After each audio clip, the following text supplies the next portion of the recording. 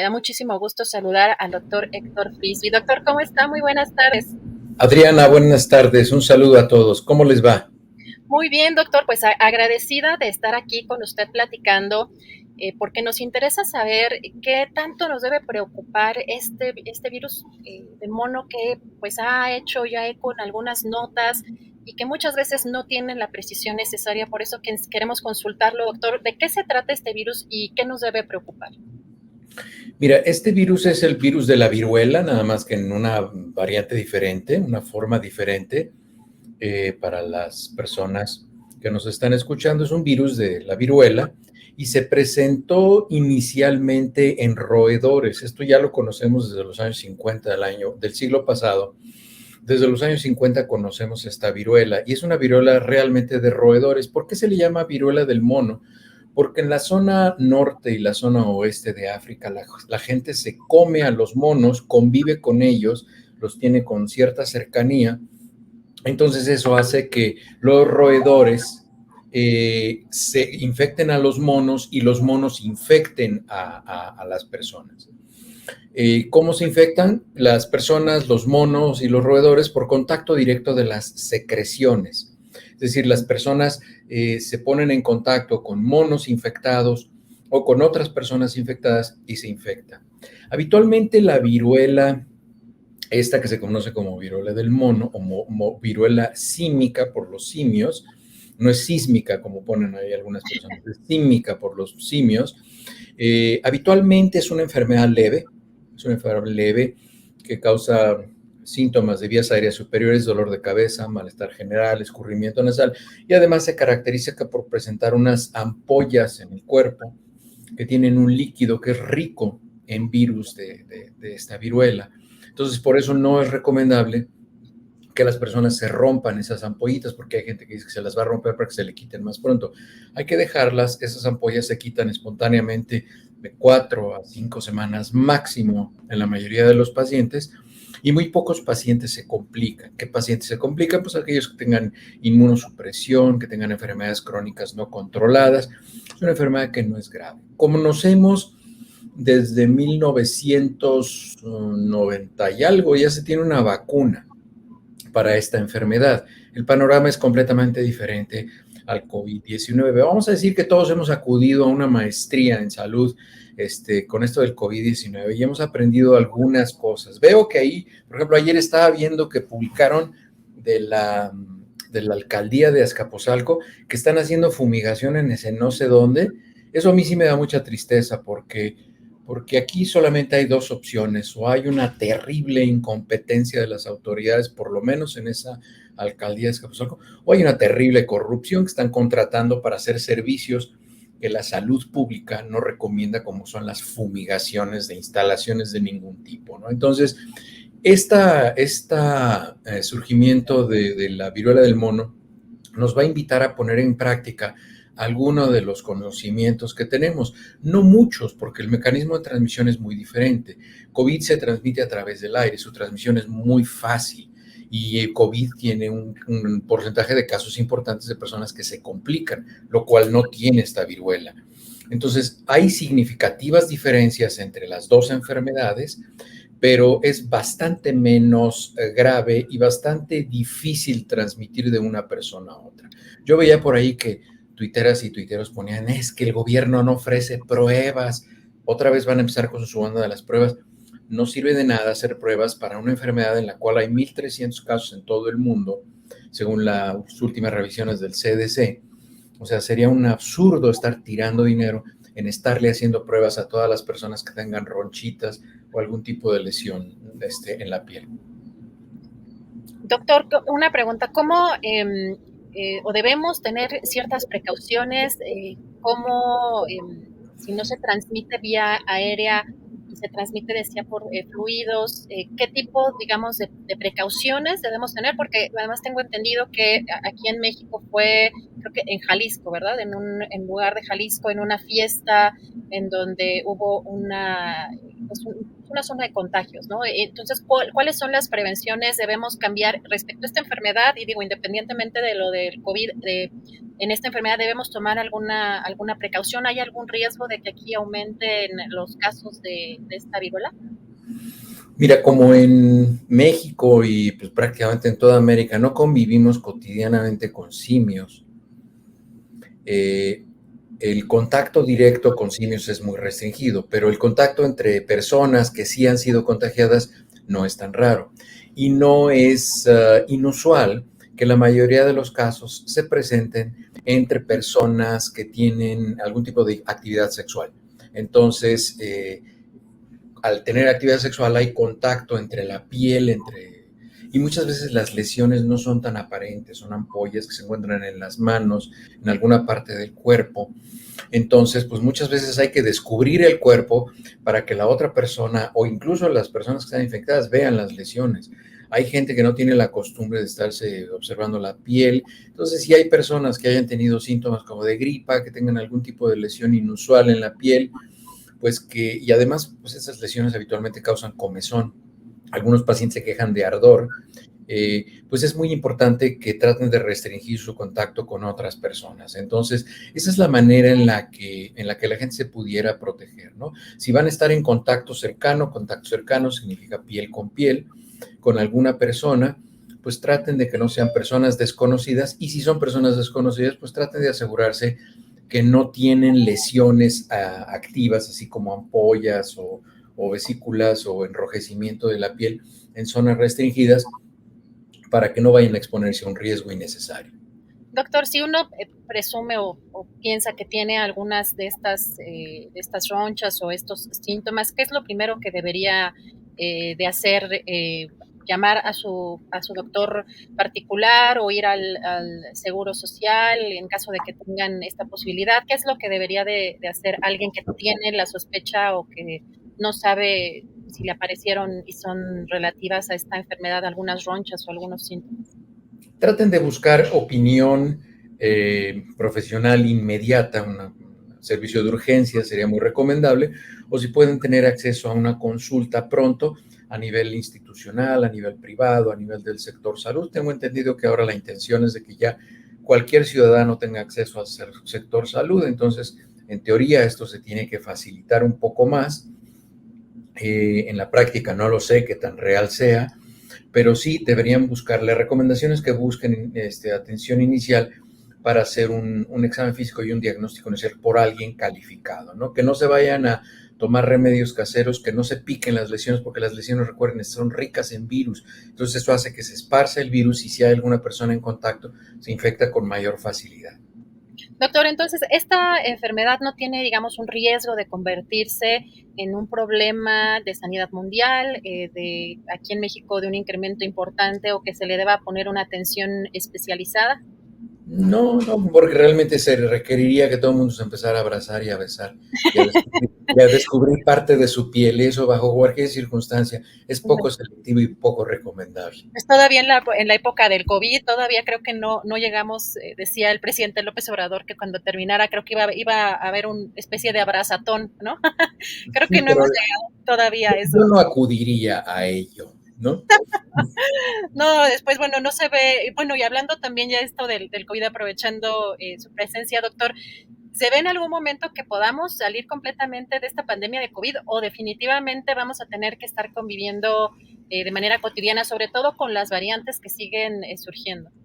Claro, esta pandemia se ha comportado como la mayoría de las pandemias. La única diferencia que tiene, que es fundamental, es que parece que este virus SARS-CoV-2 que causó la COVID-19 es un virus que tiene la capacidad neurotrópica, es decir, que viaja al sistema nervioso, y tal parece que hay partes del cuerpo en las que se queda depositado, como el tracto digestivo, los intestinos, se quedan depositadas ahí fragmentos virales, proteínas virales, y esas se relacionan con los pacientes que tienen COVID largo o tienen un mantenimiento de los síntomas, y algunas secuelas tienen con respecto a este COVID. Eso es lo que causó esta pandemia de manera particular, y que, bueno, en algunas personas, las cuales desafortunadamente la mayoría murieron, había una susceptibilidad genética, para agravarse mucho más que otras personas. Y es por eso que veíamos casos en los cuales el papá se infectaba, el hijo se infectaba, el nieto se infectaba y los tres se morían, siendo que pues, los tres estaban sanos. Y la explicación es esa: había gente que tenía predisposición genética que aún no hemos identificado del todo, que iban a morir con COVID-19, tuvieron una respuesta súbita, muy severa, inflamatoria, tenían casos de trombosis y en fin. Y por eso observamos ese tipo de casos. Entonces, esta pandemia lo que va a ir es que va a ir haciendo una transición hacia una enfermedad que se va a presentar, no es estacional como la influenza, pero se va a presentar en grupos restringidos. Actualmente el grupo de mayor riesgo para COVID-19 es el grupo de las personas no vacunadas. Entonces, y pues desafortunadamente las personas no vacunadas en México, al menos, o aquí en Estados Unidos, son personas que han elegido no vacunarse, lo cual es realmente triste, pero bueno, honestamente y con todo respeto lo digo, esas personas han decidido voluntariamente ser el grupo control. Es decir, en un experimento nosotros tenemos unas personas a las cuales les damos un medicamento, un procedimiento quirúrgico, una vacuna, y hay otro grupo de personas a las cuales no lo hacemos. Hacer esto con COVID sería antiético, o sea, ofrecerle a unas personas no vacunarlas sabiendo que hay una vacuna que puede prevenir complicaciones y muerte, sería poco ético hacerlo. Y pues bueno, voluntariamente este grupo de personas que deciden no vacunarse se están ofreciendo, aunque ellos no se den cuenta, ellas no se den cuenta, están ofreciendo como voluntarias y voluntarios para observar lo que ya estamos observando, que de 100 personas que llegan a un hospital, entre 68 y 70 son personas no vacunadas y de esas casi el 40% van a morir y todos los que sobreviven, todas las personas que sobreviven no vacunadas después de un COVID grave, quedan con graves secuelas y un deterioro importante de la salud. Entonces, bueno, pues es un experimento que si nosotros decidiéramos hacerlo y restringir a las personas para que se vacunaran sería antiético, pero estas personas por mala información, por influencia de los medios, por creencias religiosas, espirituales, místicas, etéreas, no sé por qué, deciden no vacunarse y eso para nosotros los científicos es muy valioso, es información muy valiosa que de manera ética no podríamos obtener, pero pues bueno, si ellos se ofrecen como voluntarios del grupo control, se les agradece profundamente. Pues incluso recordamos a un juez de la Suprema Corte en Estados Unidos precisamente, ¿no? Doctor Frisby, que decía que las vacunas estaban hechas con células madres de fetos abortados, pues una cosa ahí es demasiado radical, que incluso dentro de la, quizá del grupo muy conservador es muy radical. Claro, lo que pasa es que cuando las personas recurren a ese tipo de argumentos que habitualmente tienen un peso moral muy alto, que se van a cuestiones muy etéreas como el aborto y además pues no pierden la oportunidad y habitualmente son machines, aunque sean gringos, son machines que no desaprovechan la oportunidad para darle su llegue a sus creencias personales respecto a la interrupción del embarazo y todo este tipo de cosas, ¿no? Entonces, eso lo vemos en todo el mundo, ¿no? Doctora, algo que yo creo que de pronto no tocamos quizá a profundidad es lo que está pasando con las enfermedades, las mutaciones o las variaciones o cómo está influyendo la actividad humana. Por ejemplo, en este caso de los contagios, se decía mucho que pues el ser humano con las actividades, con el proceso también de no vacunación y con la exposición frecuente también a diferentes grupos, pues, o sea, que no estemos aislados, el que estuviéramos impulsando estos cambios.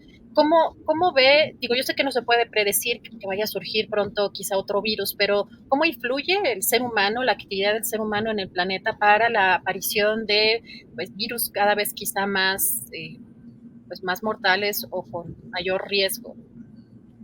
Mira, esta pregunta que me haces, Adriana, es muy importante que la entiendan las personas que nos hacen el favor de vernos. Los virus no se adaptan y no se reproducen, ni se mutan, ni se modifican, porque son inteligentes y hacen una reunión editorial y dicen, esta secuencia de RNA o DNA, dependiendo del virus, es la que le va a pegar más duro a los humanos. Las cosas no suceden así con los virus. Los virus no tienen mecanismos de filtración cuando ellos se reproducen y se equivocan, así como lo tenemos los seres humanos. y especies superiores. Eso se llama prueba de lectura o proofreading en inglés. ¿Eso qué significa? Eso significa que cuando una generación de virus se reproduce, no pasa por un filtro en el cual le revisan la secuencia genética y ven si es idéntica a la de la original. Eso no sucede. Entonces, ¿qué pasa? Que los virus se están equivocando, y más los virus ARN, como los virus del SARS-CoV-2 que causan la COVID-19, se están equivocando con mucha frecuencia.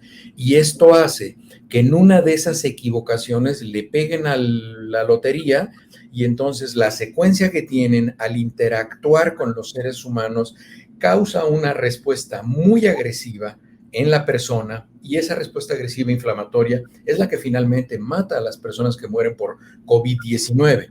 Entonces, esas son cuestiones del azar realmente. Por ejemplo, ahorita hay variantes de preocupación o variantes de interés en la tabla esa de la Organización Mundial de la Salud. Son alrededor de 20 las que tenemos, pero en realidad el número de variantes de SARS-CoV-2 que hay al momento son poco más de 30,000. Ha habido 30,000 variantes, pero solamente 20 son. ¿Por qué? Porque esas variantes de las cuales se modificó la secuencia original, solamente esas 20 tienen un impacto en la salud pública porque causan una enfermedad más grave, causan una enfermedad que se transmite más rápido, como esta ahora con Omicron, que es una enfermedad esta variante es altamente eficiente para transmitirse de una persona a otra. No es que sea más agresiva, simplemente que se pasa con mayor facilidad de una persona a otra. Entonces estamos en constante vigilancia para ver si estas variantes que se están produciendo pues tienen alguna característica que sea biológicamente relevante. Pero esto de las mutaciones va a continuar porque los virus se equivocan cuando se reproducen. Es como cuando los seres humanos tenemos una niña o un niño con una alteración genética. Eso no significa que esa niña o ese niño que tuvimos se está adaptando a algo, no. Se equivocó el sistema de ADN, se secuenció, se ordenó de manera inapropiada o sustituyó algún tipo de bases o las cambió de lugar, se pusieron unas por otras. Es decir, hay una serie de cambios genéticos que se pueden presentar y pues bueno, nosotros tenemos prueba de lectura y por eso no tenemos tantas personas con tantas variantes o mutaciones genéticas que sean compatibles con la vida, pero que genere algún tipo de trastorno. Los virus no tienen ese nivel de perfección. Los virus se equivocan y en una de esas pues le pegan a una variante. Y eso va a suceder y seguir sucediendo siempre. Recuerden que en una pandemia quien siempre tiene el control son los virus. Nosotros podemos adelantar un poco a lo que va a pasar y podemos prevenir que se siga transmitiendo, pero el control en realidad lo tiene el virus. El que primero actúa es el virus y nosotros reaccionamos o nos preparamos para ese posible cambio. Hace poco platicaba con Rocío, que incluso me dijo que pensaba que era una vacilada, eso que yo decía, pero no, hacer una vacuna pan-coronavirus es para todos los coronavirus. Entonces estamos tratando de entender cuáles son las estructuras comunes en todas las variantes y hacer una vacuna que tenga como objetivo esa estructura común en todas las variantes. ¿Para qué? Para que sirva no solo para todos los SARS-CoV-2, sino para que sirva para todos los coronavirus. Doctor, ¿y para cuánto faltaría para llegar a ese punto que, pues lo que de pronto también veíamos es que quizá la vacuna estuviera teniendo diferentes efectos en diferentes variantes, o sea, que no cubriera quizá de la misma forma? ¿En qué momento podríamos llegar a tener esa vacuna que comenta, doctor? Está en fase 1 y fase 2 de investigación clínica, ya de hecho. Y bueno, pues ahora ya la mayoría de la gente sabe que la fase 3 de investigación clínica dura de 18 a 22 meses en promedio, ¿no? Entonces, y ahora estamos viendo que todas las vacunas que se empezaron a poner ya desde diciembre del 2020 aquí en los Estados Unidos, pues ya prácticamente están cumpliendo los 18 meses que se están aplicando y vamos a empezar a ver de manera muy acelerada muchas conclusiones en el segundo semestre del 2022 de vacunas que ya cumplieron la fase 3 de investigación clínica. Entonces ya no serán vacunas de uso de emergencia, sino serán vacunas indicadas para SARS-CoV-2. Ya no sería bajo ese régimen.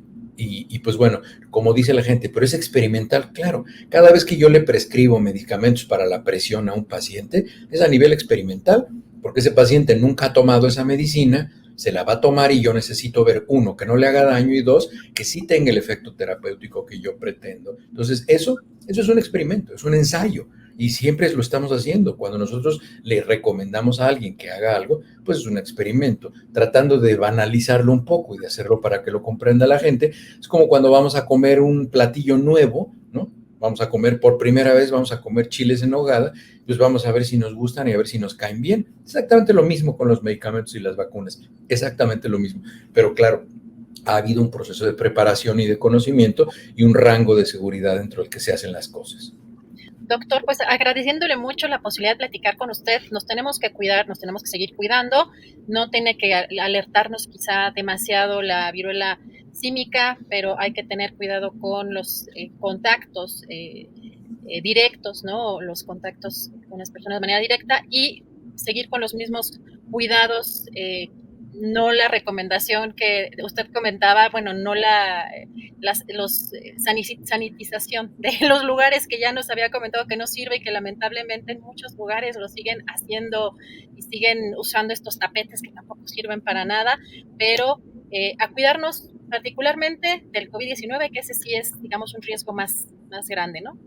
Así es, y nada más, pues, invitar a las personas que se vacunen, que se cuiden, que si van a espacios cerrados sigan utilizando el cubrebocas, que procuren no estar en eventos masivos, en fin, todo este tipo de cosas, ¿no? Incluso ya de manera voluntaria se utilizan los cubrebocas en aeropuertos, aviones y todo esto, y su utilización sí tiene utilidad. No es cierto eso que ponen por ahí, que no sirve de nada, eso no. Procuren no seguir a esas personas o que exageran mucho o que banalizan las cosas, ¿no? Siempre hay opiniones moderadas, búsquenlas en las redes sociales y hay personas que son personas muy bien informadas y que solamente tenemos el interés de informar a las personas, ¿no? Y de cuidarnos. Doctor, pues le agradezco mucho la posibilidad de platicar con usted. Estamos en contacto para entrevistas futuras. Le mando un fuerte abrazo, doctor. Gracias a ustedes, hasta luego, saludos a Julio. Gracias al doctor